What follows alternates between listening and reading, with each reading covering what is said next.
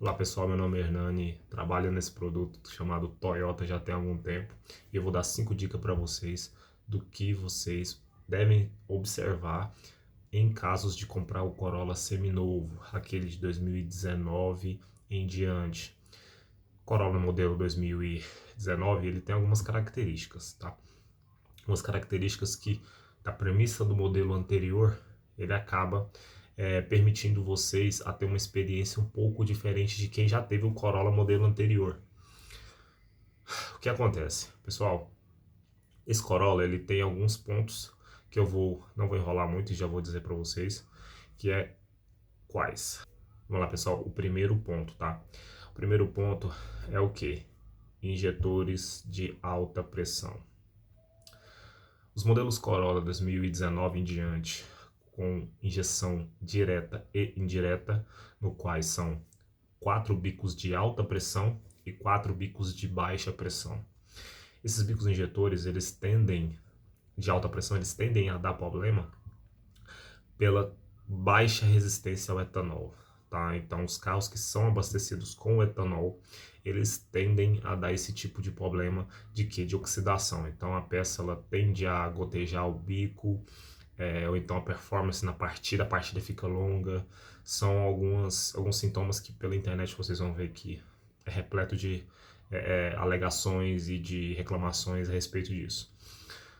Pessoal, o que eu recomendo vocês fazerem? Todos os modelos, vocês terem o histórico de manutenções do carro, para ter uma noção não só desse item, mas dos outros itens que eu estou relatando aqui, que vou relatar agora. Por quê? Porque é um fator determinante para vocês saberem se vai ter uma necessidade de um reparo recente ou não, tá bom? O que acontece, pessoal? Os injetores de alta pressão, eles têm uma baixa resistência ao etanol, tá?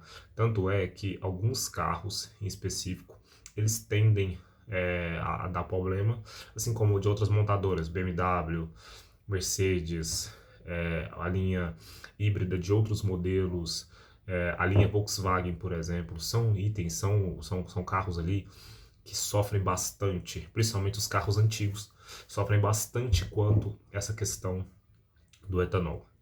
Então, assim, o carro, apesar de ser flex, a gente não recomenda, tá, o uso do etanol. Ainda vou fazer um vídeo expondo um pouco da minha experiência com o etanol e o que eu acredito que seja o ideal, o que realmente procede dentro do que o pessoal fala que nos fóruns, nas discussões, nos vídeos aí no YouTube. Então, é algo que deve se atentar bastante, tá? Então, o que acontece, pessoal? Primeiro item, bico injetor. Se já foi trocado, se o cliente anterior, né, se é o proprietário anterior, ele fez o uso do carro só no etanol, tá? Eu acredito que seja ideal abastecer no etanol, desde que seja postos de confiança e seja postos de bandeira, tá? Isso aí acaba condicionando a pessoa a se proteger e se evitar essas questões de falha de injeção. Vou falar um vídeo especificamente falando desses bicos injetores para sanar um pouco da dúvida de vocês que está querendo comprar ou que já tem esse modelo, tá bom? Vamos lá, agora o segundo item, tá? O que acontece, pessoal? O segundo item é o que? Rolamento, tá? O rolamento de roda, principalmente os dianteiros, eles tendem a ser um pouco mais frágeis. Por quê? Porque o perfil do pneu é um perfil do pneu um pouco mais fininho. De 2022, 23 para trás, o perfil do pneu ele sai um pouco menor, tá? Então, pelo perfil ser um pouco menor, tende a isso acontecer de você rodar com o carro e você sentir um zunido, algo estranho relacionado à rolagem do carro. Esse carro ele já tem um percentual, se comparado ao modelo anterior, de ruído. Ele é mais ruidoso que o modelo anterior. Só que, geralmente, esses pneus que têm um perfil baixo, eles tendem a ser um pouco mais ruidosos, principalmente no sentido premium, né? No segmento premium. Então, o que acontece, pessoal? Esses carros, geralmente, quando o cliente ele pega um buraco ou algo do tipo, né? O proprietário lá pega um buraco e acaba danificando um pouco o pneu, a roda, por consequência pode ter danificado o rolamento. Isso é algo que é custoso para fazer o reparo, tá? É algo que eu acredito que vai ser difícil para vocês se proteger quanto a isso, porque, pelo menos na realidade aqui em Goiânia, é muito grande a quantidade de buracos nas rodovias. Então isso condiciona vocês a sofrer um pouquinho quanto a esse item específico. Então, primeiro item, bico injetor. Segundo item, rolamento de roda, tá? Terceiro item, pessoal, terceiro item, calço da transmissão, tá bom? Ele tende a quebrar e ele manifesta alguns sintomas que geralmente acredita ser relacionado a rolamentos ou algo do tipo, uma sensação de que o motor está tremendo muito acima da média ao arrancar, quando você coloca em drive e anda com o carro, você arranca com o carro, você sente o carro dando uns trancos como se tivesse alguma coisa solta, um pouco mais pesada na frente do carro. Isso se deve por conta de alguns itens, e esse item mais comum é o calço da transmissão, tá bom? O calço da transmissão, ele tende às vezes a dar esse problema de rompimento, e esse rompimento ele acaba transmitindo as vibrações do motor para a carroceria.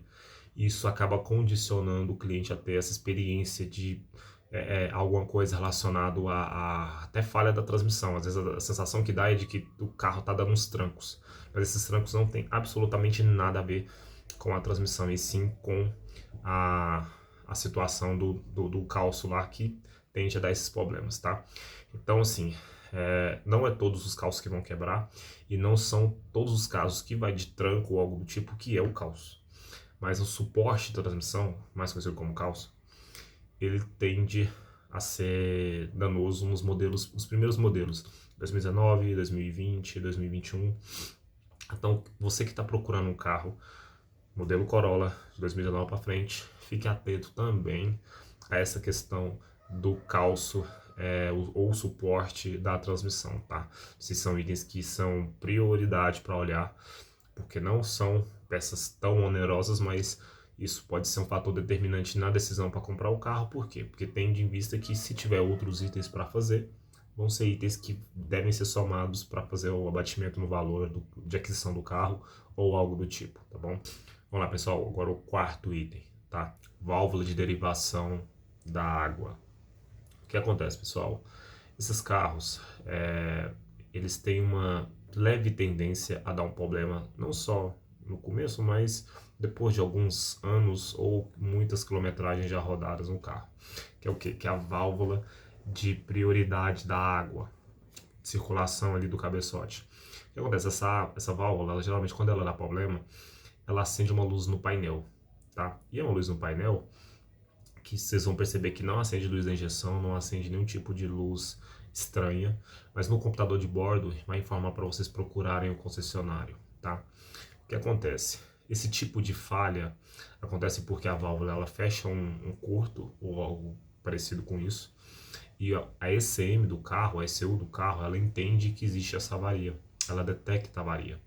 E por ela detectar essa avaria, ela vai acabar informando para você que existe essa possibilidade ali, existe esse item ali com dificuldade, com problema, e vai alertar vocês no painel, tá? Então o que acontece? Essa válvula ela não é onerosa, tá? Mas ela também geralmente dá problema, principalmente nos modelos mais antigos, os primeiros modelos, vocês se atentarem, 19, 20, 21, são modelos ali que são tendenciosos a dar esse tipo de problema, tá? Não é um problema grave. Se eventualmente ela der algum curto ou alguma coisa do tipo, ela não vai deixar vocês na mão, o carro consegue rodar normalmente, tá? Até vocês fazerem um reparo, mas é algo que existe e que vocês precisam estar sabendo caso dê problema. E assim, geralmente o termo usado lá vai ser válvula de derivação da água do cabeçote. É uma válvula que na maioria das vezes ela faz ao controle de circulação do cabeçote para a parte de baixo do motor. É uma peça que geralmente ela é responsável por restringir a água para que o motor aqueça de forma mais rápida. Então é algo bem breve nesse item aí, mas é algo que é importante vocês saberem, isso costuma acontecer. E é algo que vocês podem fazer o reparo, caso seja necessário, de uma forma bem tranquila, não vai ser tão oneroso, tá bom? Quinto item agora. O quinto não tão importante, é tão general quanto os outros carros, mas é algo que vocês devem se atentar, que é o que? Suspensão, tá bom? A suspensão do carro, do Corolla, geralmente é um modelo que não tem uma baixa resistência, tá? É uma peça que é um carro que as peças são até consideráveis boas assim de resistência. Só que são itens que vocês devem se atentar. Por quê? Porque é um amortecedor que é um pouco oneroso, tá?